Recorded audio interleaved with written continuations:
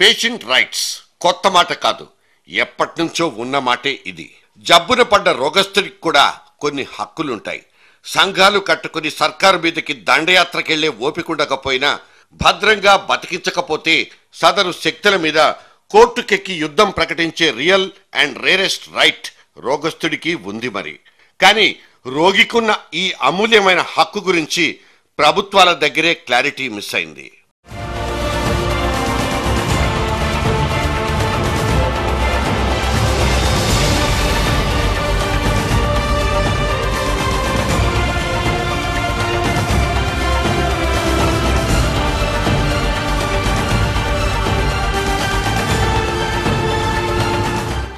ఒక ప్రాణం ఖరీదు అక్షరాల 5,96,00,000. తన భార్యను కడతీర్చిన ఆసుపత్రి నిర్లక్ష్యాన్ని నిగ్గదీసి అడిగినందుకు ఒక ప్రవాస భారతీయుడు దక్కించుకున్న పరిహారం ఇది. ప్రపంచ వైద్య చరిత్రలో ఇదే హైయెస్ట్ ఎక్స్గ్రేషియా. నిజానికి వినియోగదారుల తకరార్లను తీర్చే జాతీయ కమిషన్ నిర్దేశించిన మొత్తానికి ఇది 3 ఇంతలు ఎక్కువ.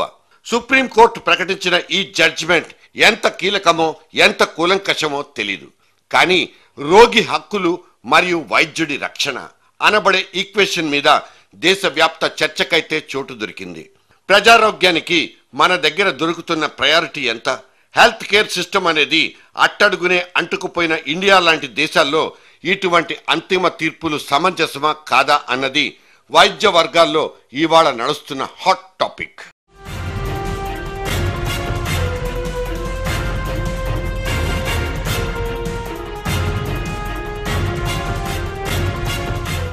ప్రభుత్వ దవాఖానాలే కాదు, ఖరీదైన కార్పొరేట్ ఆసుపత్రుల్లో సైతం ఆరోగ్య భద్రత, దాని డొల్లతనం అనేది ఒక బహిరంగ రహస్యం.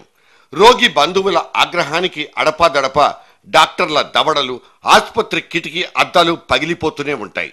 ఉసురు తీసిన వైద్యులు, వాళ్ల నిలువెత్తు నిర్లక్ష్యాలంటూ మన దేశంలో ప్రతి సంవత్సరం 1000కి పైగా కేసులు నమోదైపోతుంటే రోగి హక్కులతో పాటు డాక్టర్ల నైతిక రక్షణ, ఈ 2 బిగ్గెస్ట్ క్వశ్చన్ మార్క్స్.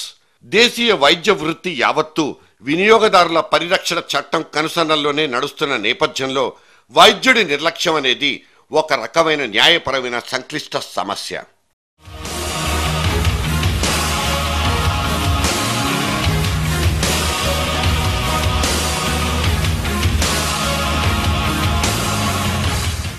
ప్రాణం పోసే డాక్టర్ని దేవుడు అంటాం, కానీ ఆ డాక్టర్ సార్ కూడా ఒక మనిషేనని, అసలు పొరపాటుకే పాల్పడిపోడని మనం ఎందుకు అనుకోం? అందుకే నిర్లక్ష్యం పేరుతో డాక్టర్ల మీద అదే పనిగా నేరాపరాధం మోపడం కరెక్టా కాదా అన్న ధర్మ సందేహం కూడా ఇవాల్టి డిబేటబుల్ పాయింట్. ఒక నిపుణుడు వచ్చి అధికారికంగా నిర్ధారించేంత వరకు ఏ డాక్టర్ నిర్లక్ష్యం కూడా చెల్లుబాటయ్యే ఛాన్సే లేదు. ఏ ఒక్క డాక్టర్ని కూడా ఉన్న ఫలంగా ఇబ్బంది పెట్టే హక్కు కాకీల చేతుల్లో లేవు.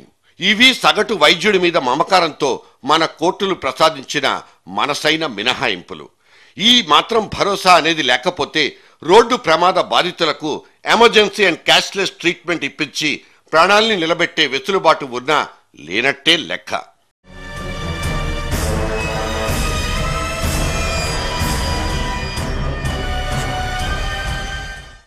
పదిహేనేళ్ల సుదీర్ఘ న్యాయ పోరాటం తర్వాత బయటకొచ్చిన ఈ సుప్రీంకోర్టు తీర్పు నుంచి మన ప్రభుత్వాలు నేర్చుకోవాల్సిన పాఠాలేమైనా ఉన్నాయా? దవాఖానాల్ని అడ్డంగా దివాళా తీయించే ఇటువంటి ఖరీదైన తీర్పులు, వాటి పర్యవసానాల మీద లెంపలేసుకోవడం కాదు, వ్యవస్థ మీద ఒక పునఃసమీక్ష కావాలి. పబ్లిక్ అండ్ ప్రైవేట్ సెక్టార్స్లోని వైద్య సదుపాయాలకు ఖచ్చితమైన లెక్కంటూ మన అధికారుల దగ్గర లేనేలేదు. ఆయా దవాఖానాలు, అందులోని వైద్య పుంగవుల పనితీరుని, నైపుణ్యాన్ని లెక్కగట్టే వ్యవస్థ కూడా ఒకటి అత్యవసరం. యూనివర్సల్ హెల్త్ కవరేజ్ మీద అత్యున్నత స్థాయి నిపుణుల బృందం నివేదికలో కూడా ఇదే ప్రధానమైన సిఫార్సు.